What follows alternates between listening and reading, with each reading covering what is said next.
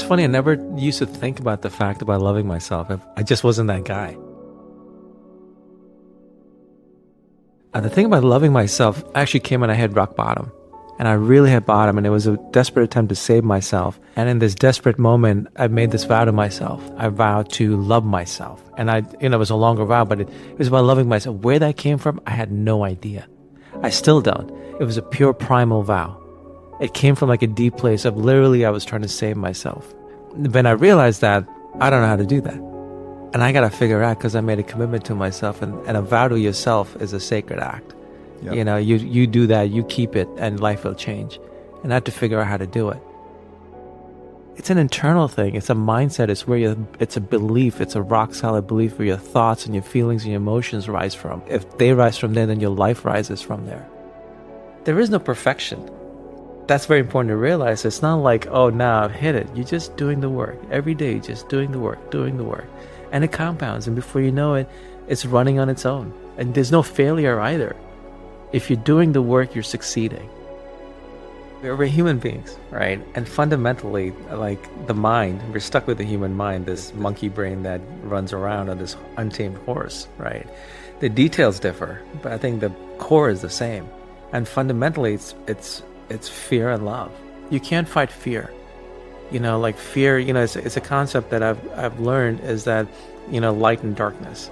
You can't fight darkness. Darkness is the absence of light. So what you do is you work on the light, you bring the light in, and that takes away the darkness. Yeah.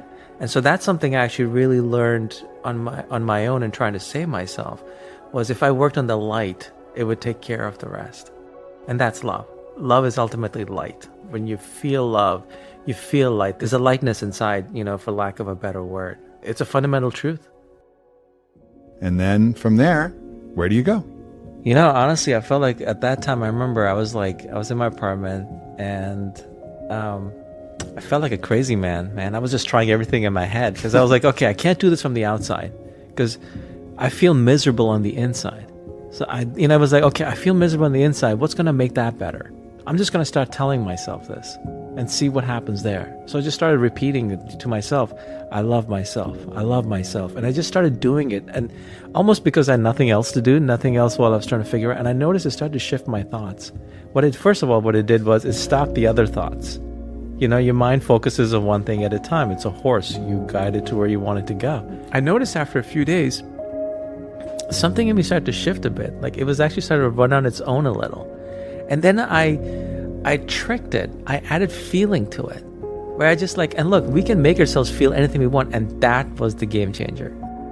I started adding feel. I just used to breathe in deep and feel it inside, because why not? I had nothing to lose. I think a really valuable part of the book that you say is maybe when you first start telling yourself that, you don't really believe it, and it's really hard to feel it. Yeah, it's a step-by-step thing. And I realized that because if you do it too fast, your mind, it'll fight back. All these old patterns and the old demons will come up. So the best thing is do it just step by step. You deepen the groove, you feel it, then you add feel. You feel that, oh, something's shifting, then you add the next. And it's very gentle. Yeah. And it's all you're doing is, the mind's all over the place all during the day anyway. You're just shifting it, training it to go a certain way. So I started doing that, and then I was doing it all sorts of things. I was doing it outside. I was doing it in my head. I was doing all these, trying other variations, and just I kept on coming back to this simple one, just making myself feel love for myself, adding a feeling of light coming in as I did that with the breath. And then when I breathe out, naturally I noticed gratitude. I would start feeling grateful. That came out of nowhere. That became the natural response from being in that state. And then, I started meditating, and I'm honestly quite lazy about meditating. So I kind of hacked it a bit, where I just would listen to one song, one particular song, which was a classical piece of music. And it was 7 minutes long. And I would just do the same thing, but while listening to the song and meditating.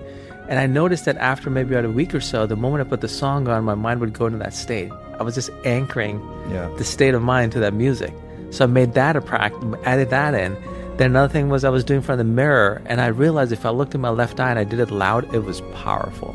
The mind is strong. The training of the mind, the old self is strong, and it'll kick in. And it's just doing the work, getting up and doing the work, And it compounds, man. It really compounds. That's the beauty of it. Yeah. And when you started noticing it, doing it on its own, when you just walk around feeling it, that's a beautiful place to be.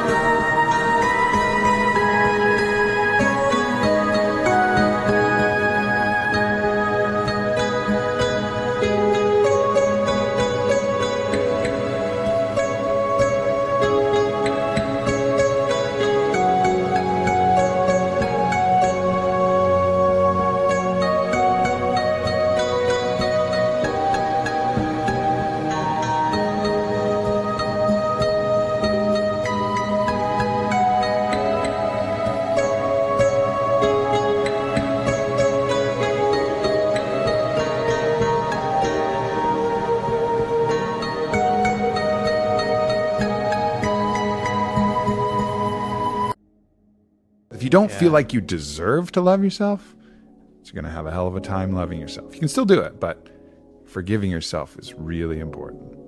Yeah, it's actually not something I did in the beginning. It's something I came up with later, and I realized I needed to do that. And, I'm a big believer in everything starts from within. If you want to love others, love yourself first. If you want to forgive others, forgive yourself first. You can't set others free without you freeing yourself first. So and I'm someone who's always just working on his mind and trying to figure out how to be better. And I just came up with this little practice of how to forgive myself, and it worked. And again, it was a very simple thing. A lot of it is actually just a metaphor. And I realized, look, if I'm going to create a practice out of it that I'm going to share with others, as I do in the book, then here's how you do it. Before you start everything, first forgive yourself. Let go of the past. And now you can step in the future by making a vow and then doing the practice. And the self-forgiveness was very simple. I was living in California, and I drove out in my car to this Pescadero, which is a beautiful lighthouse there in Northern California, ocean over there, and hiked out to the water. And I just sat there, and I pulled out my journal, and I wrote down, I forgive myself, but I wrote down, for everything I was holding against myself. I forgive myself for, wrote it. I forgive myself for, wrote it, felt it, wrote it, felt it, wrote it, felt it, wrote it, felt it, until I was done. And then I actually I read it out loud again and again to feel the weight of what I was carrying. When you realize when you feel the weight of what you've been carrying, all the unnecessary garbage, you want to drop it. You're like, I don't want this.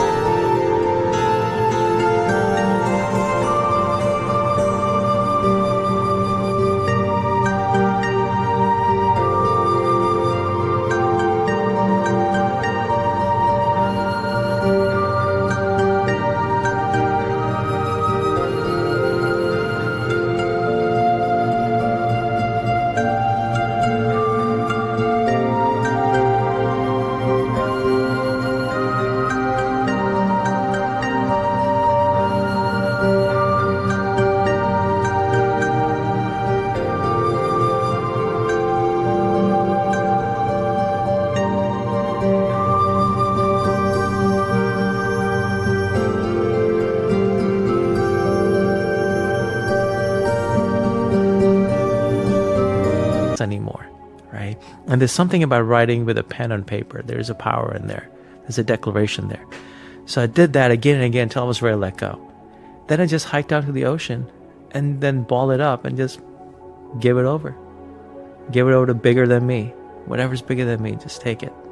Because that can handle it. I can't, but that can. Sure. Right? And it does. And then I realized this is the perfect time to write the vow. Because I recommit to myself occasionally, Sure. right? And this is the perfect time to write the vow. I've just let go of the past. Let me create my future. So let me write a vow to love myself and the way I'm going to love myself in the future. And then set out to do it. So it's like it was a beautiful little transition. And I think it just took what I had done before to such a great level that now anytime I write down the vow, I do the self-forgiveness exercise. And you don't need to go by an ocean or anything. You can throw in the toilet, in the garbage. You can burn it. You can burn it. Yeah. You know, you can do whatever you want. It's the intention. You're letting go. You're giving it over. You know, actually, last time I did it, I think I threw it in the garbage disposal. Yeah. You know, done, gone. Like I've given it over. I've dropped the weight. Time to actually fly.